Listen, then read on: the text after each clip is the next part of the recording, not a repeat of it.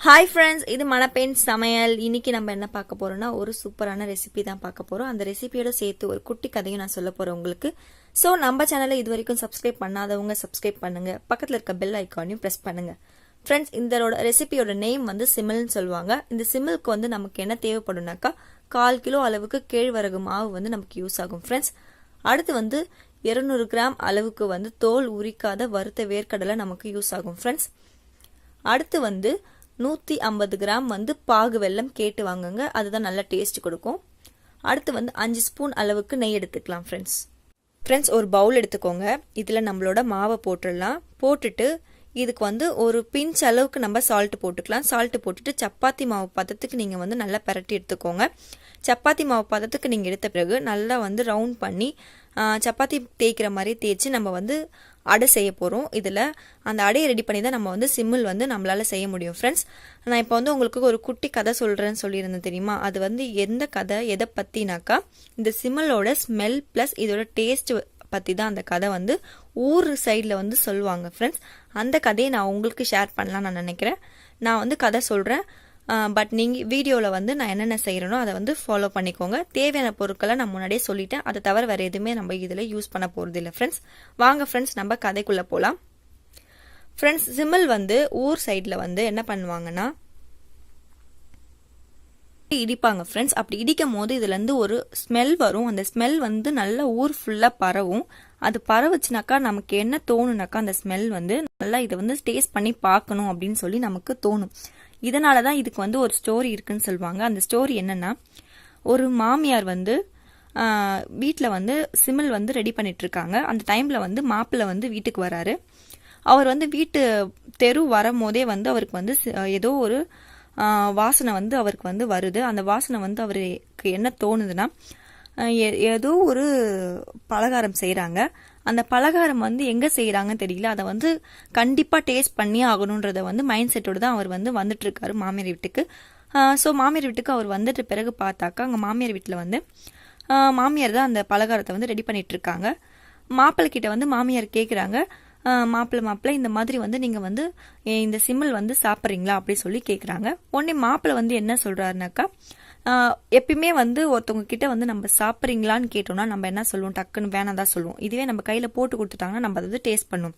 ஆனால் இவங்க சாப்பிட்றீங்களா கேட்டதுனால மாப்பிள்ளை வந்து ஒரு ஈகோவில் என்ன சொல்கிறான்னா, இல்லை மாமியாரே தேவையில்லை எனக்கு, நான் வந்து இப்போதான் சாப்பிட்டுட்டு வந்தேன் அப்படின்னு சொல்லி அவர் மாமியார் கிட்ட அவர் சொல்கிறாரு. உடனே மாமியார் என்ன பண்ணிடுறாங்கனாக்கா அந்த சிம்மலை வந்து ரெடி பண்ணிட்டு ஒரு பாக்ஸில் அடைச்சி வச்சு எடுத்துகிட்டு போயிட்டு ஸ்லாப்ல வந்து வச்சிடுறாங்க.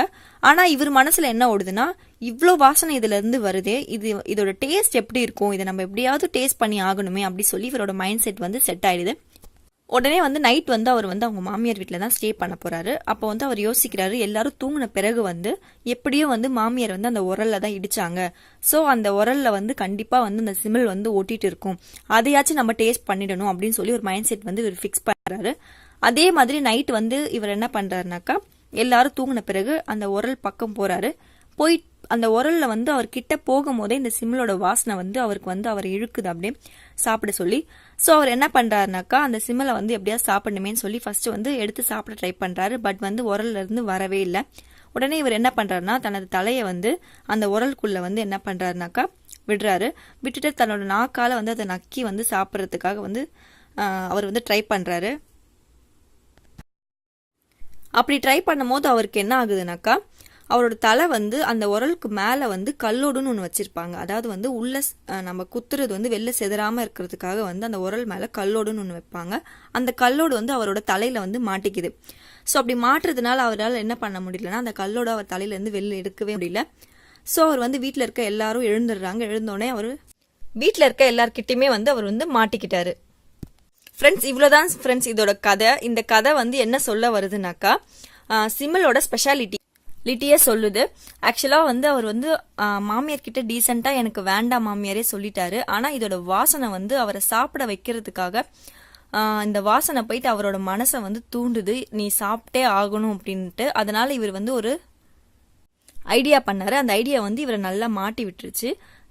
ஸோ வந்து இந்த சிம்மலோட ஸ்பெஷாலிட்டி என்னன்னாக்கா, இதோட ஸ்மெல் வந்து அதுவும் உரல்ல போட்டு இடிக்கும் போது வர ஸ்மெல் வந்து இதை சாப்பிட வைக்கிறதுக்காக வந்து அவ்வளோ தூண்டும். அந்த மாதிரியான ஒரு ஸ்பெஷாலிட்டி உள்ளது தான் இந்த சிம்மில் சொல்லுவாங்க ஃப்ரெண்ட்ஸ் நம்மளோட அடையை வந்து இப்போ வந்து நல்லா சின்ன சின்னதாக கிள்ளிக்கோங்க. இந்த மாதிரி பிச்சு போட்டிங்கன்னா தான் உங்களுக்கு வந்து மிக்சியில் போடும் போது அது வந்து எந்த ஒரு ஸ்டக்கும் ஆகாமல் மிக்சியும் சீக்கிரமாக ரிப்பேர் ஆகாமல் உங்களுக்கு நல்லா சேஃப் தரும். ஸோ உங்களால் முடிஞ்ச அளவுக்கு சின்ன சின்னதாக வந்து கிள்ளிக்கோங்க ஃப்ரெண்ட்ஸ். இப்போ நான் வந்து ஃபஸ்ட்டு அடையை கொஞ்சமாக போடுறேன். அடுத்து வந்து ஒரு 3 துண்டு அளவுக்கு வந்து வெல்லம் போடுறேன். அடுத்தது கொஞ்சமாக வந்து வேர்க்கடலை போட்டு இந்த மாதிரி கொஞ்சம் கொஞ்சமாக போட்டு அரைச்சி கொண்டு வந்து நான் உங்களுக்கு காட்டுறேன் ஃப்ரெண்ட்ஸ். கொண்டு வந்தாச்சு. இன்னும் கூட நீங்கள் நைஸாக அரைக்கணும்னு நினச்சிங்கன்னா அரைச்சிக்கலாம் ஃப்ரெண்ட்ஸ். பட் இதை நீங்கள் இடிச்சிங்கன்னா இன்னும் நல்லா வந்து உங்களுக்கு வாசனை தரும் ஃப்ரெண்ட்ஸ். இப்போ இந்த கலவையை நம்ம என்ன பண்ண போறோம்னா உங்களுக்கு ஃபேவரட்டான ஷேப்ல நீங்க பிடிச்சிக்கலாம். ஊர் சைடில் வந்து இதை 2 பாலா மட்டும்தான் பிடிப்பாங்க, அதுதான் சிம்மில்னு சொல்லுவாங்க ஃப்ரெண்ட்ஸ். நான் வந்து சிம்மில் வந்து என்னோட ஃபேவரட்டான ஷேப்ல பிடிச்சிருக்கேன்.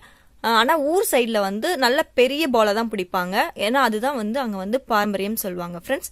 உங்களுக்கு எந்த ஷேப் வேணுனாலும் நீங்கள் வந்து செஞ்சுக்கலாம் ஃப்ரெண்ட்ஸ். இது ரொம்ப ரொம்ப ஹெல்தி. கேழ்வரகு ரொம்ப ஹெல்தி, வேர்க்கடலையும் ரொம்ப ரொம்ப ஹெல்தி, அதுவும் தோலோட நம்ம சேர்த்துருக்கிறதுனால ரொம்ப ரொம்ப ஹெல்தி. வெல்லமும் வந்து நம்ம உடம்ப வந்து எதுவுமே பண்ணாது. சர்க்கரையை விட வெல்லம் வந்து பெனிஃபிட் தான். ஸோ கண்டிப்பாக வீட்டில் ட்ரை பண்ணுங்க, செம்ம டேஸ்டியாக இருக்கும் ஃப்ரெண்ட்ஸ். ஒரு தடவை கூட இதெல்லாம் நீங்கள் மிஸ் பண்ணக்கூடாது. நல்ல ஒரு கிராமத்து ஒரு ஸ்நாக்ஸ்னா இதுதான் ஃப்ரெண்ட்ஸ். பாப்பாங்களுக்குலாம் நல்லா நீங்கள் தரலாம் இதை. ஸோ கண்டிப்பாக வீட்டில் ட்ரை பண்ணுங்க. நான் நெக்ஸ்ட் வீடியோவை கண்டிப்பாக இதை விட சூப்பராக ஒரு வீடியோவாக போடுறேன். அதுவும் இல்லாமல் நல்ல ஒரு ஸ்டோரியோட நான் கொண்டு வர ட்ரை பண்ணுறேன் ஃப்ரெண்ட்ஸ். ஓகே ஃப்ரெண்ட்ஸ், நம்ம அடுத்த வீடியோவில் கண்டிப்பாக பார்க்கலாம். நம்ம சேனலை சப்ஸ்கிரைப் பண்ணாதவங்க சப்ஸ்கிரைப் பண்ணுங்கள், பக்கத்தில் இருக்க பெல் ஐக்கானையும் ப்ரெஸ் பண்ணுங்கள். பிடிச்சிருந்தா நீங்கள் கண்டிப்பாக எனக்கு கமெண்ட் கொடுக்கலாம், ப்ளஸ் உங்கள் ஃப்ரெண்ட்ஸுக்கும் ஷேர் பண்ணலாம் ஃப்ரெண்ட்ஸ். பாய் ஃப்ரெண்ட்ஸ், கண்டிப்பாக நம்ம நெக்ஸ்ட் வீடியோவில் பார்க்கலாம்.